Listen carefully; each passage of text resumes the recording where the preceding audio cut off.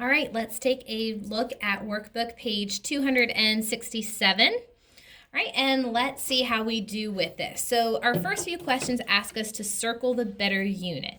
So if I am trying to measure the water I would need for a ball team, most likely milliliters or liters? Definitely liters, right? What about medicine for a sick child? Milliliters or liters? Okay, that's just a little bit, so we're going to use milliliters. Remember what a milliliter is? Just about this much right here. Okay, what about water in a bathtub? Milliliters or liters? Well, unless you want to be really, really, really cold, because most of you is not underwater, you would want to use liters. Okay, now down here we get a little bit more specific. Circle the better estimate. Now this time, instead of just saying milliliters or liters, they're saying which one is more likely, 50 milliliters or 50 liters. So water in a fish tank. Now think of a big fish tank, not just like a little fish bowl, okay? A fish tank, most likely to be 50 milliliters, 50 of these little things, or 50 liters. Remember, about half of a 2 liter. 50 liters is going to be your better estimate. Okay, cup of hot chocolate, more likely 250 milliliters or 250 liters.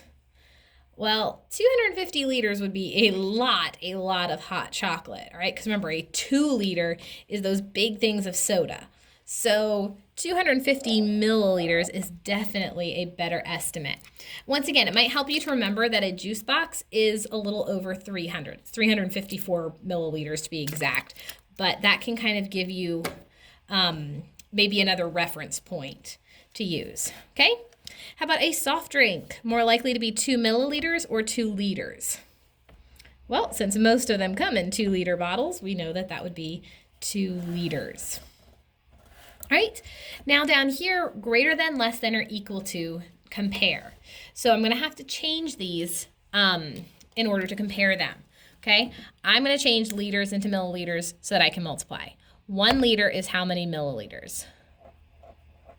It's 1,000 milliliters. So 1,000 milliliters, greater than, less than, or equal to 1,000 milliliters. That would be equal. All right, 3 liters and 5,000 milliliters. Okay, once again, I'm going to change the bigger unit. You could change 5,000 milliliters either way. All right, but this is going to be 3,000 milliliters. So which is bigger? The 5,000. So 3 liters is less than 5,000 milliliters. Okay, now instead of doing the liters, I'm going to change the milliliters this time just to show you how to do that as well. For those of you who like to divide for some strange reason. All right, if you have 4,000 milliliters and I want to change that into liters, 4,000 divided by 1,000 would give me 4 liters, which 6 liters would be greater than that. All right, number 10, 25 liters is greater than, less than, or equal to 250 milliliters. Once again, if you're going to get in trouble here if you try to start dividing this by 1,000, I would only do the division if you have, nice, easy thousands, okay? If you don't, I would suggest changing your liters, okay? 25 liters, okay? How many milliliters is that going to be? A lot. 25,000 milliliters. That is definitely bigger. Right? 7 liters and 7,000 milliliters, which is bigger there. Well, once again, let's change our liters into milliliters. Oh, and I can see that they are equal to. All right, number 12, 1 liter greater than, less than, or equal to 750 milliliters.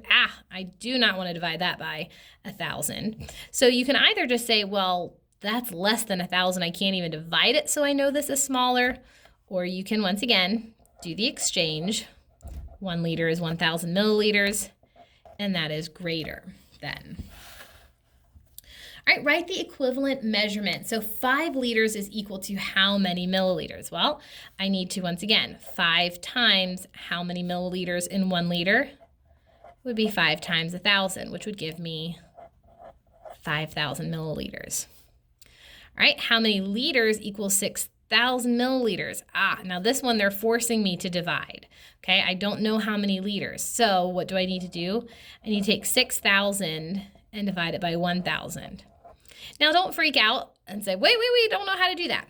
Okay, basically just cross off all those zeros and you're left with 6. So that's how you do that. All right, and number 15, 2 liters is how many milliliters? Good, hopefully you got that, 2,000 milliliters. All right, now let's look at number 16 and 17. It says to use the chart to answer the questions. All right, so Mrs. Dunn's class took 3,500 milliliters of drinks to their class picnic. What 2 drinks did they take? Okay, so key thing to note here is 3,500 milliliters and 2 drinks. So I'm gonna have to look over here and say, okay, which of these 2 added together are going to give me 3,500? Well, this 500 here looks promising, right? Because I need to have a 500 in my answer. So you may want to change all of these to milliliters. 1 liter is 1,000 milliliters. 2 liters is 2,000 milliliters. Punch is already in milliliters. And tea would be 3,000 milliliters. So which 2 drinks together are going to add up to be equal to 2,500? Water, 1,000, plus the punch, 2,500, would give me 3,500. Okay, so I would say water and punch. Once again, how did I figure that out? I went over to my chart and said, okay, which numbers here are going to add up to give me 3,500? And you could do that if you wanted to. You could work that off to the side. 1,000 plus 2,500. And you get 3,500.